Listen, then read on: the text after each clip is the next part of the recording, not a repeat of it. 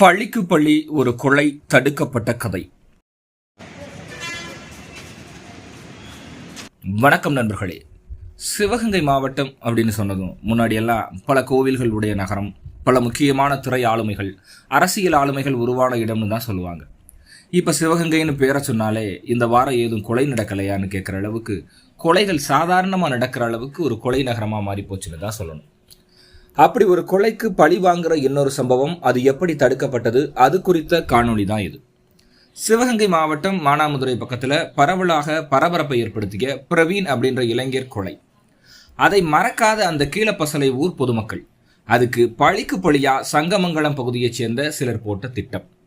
கடந்த 2024 தீயனூர் கிராம கண்மாயில கீழப்பசலையைச் சேர்ந்த பிரவீன்ற இளைஞர் சங்கமங்கலம் பகுதியைச் சேர்ந்த சசிகுமார் அப்படிங்கிற இளைஞரை கையை வெட்டுறாரு.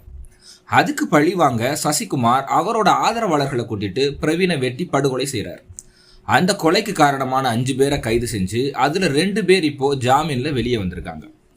இதை தெரிஞ்சுக்கிட்ட இறந்து போன பிரவீனோட கூட்டாளிங்க 4 பேர் வெளியே வந்தவங்களை கொலை செய்ய வைகை ஆற்றங்கரையில பயங்கர ஆயுதங்களோட பதுங்கியிருக்காங்க. இவங்க பதுங்கி இருக்க தகவல் நம்ம காவல்துறைக்கு ரகசியமா தெரிய வர அதுல ராஜபாண்டியன்கிற ஒரு ஆளை சரியா தட்டி தூக்கிட்டாங்க. மற்றவங்க தப்பிச்சு போகும்னு இருட்டுக்குள்ள ஓடிட்டாங்க. போலீசாரோட இந்த அதிரடி ரைடு ஒரு உயிரை காப்பாத்திருச்சுன்னு தான் சொல்லணும். இப்படி ஒரு கொலை திட்டம் தடுக்கப்பட்டதால் தான் இன்னொரு குடும்பம் அழிஞ்சு போகல. இது எல்லாம் நமக்கு ஒரு நினைவூட்டல். படிக்கிற வயசுல இப்படி பழிக்கு பழியா கத்திய தூக்குற இளைஞர்களை நினைச்சா நமக்கு பெரும் கவலை தான் ஏற்படுது. அரசாங்கம் இந்த மாதிரி இளைஞர்களின் வாழ்க்கையை பாதுகாக்க ஒரு துரிதமான நடவடிக்கை எடுக்கணும். இதுதான் சிவகங்கை மக்களோட நீண்ட நாள் கோரிக்கை. நிறைவேறுமான்னு பொறுத்திருந்து பார்ப்போம். பழிக்கு பழி கொண்டு வாழ்க்கையை கழிப்பது ஒரு முடிவல்ல, அது இன்னொரு துவக்கம், வன்முறையின் தொடக்கம். நன்றி.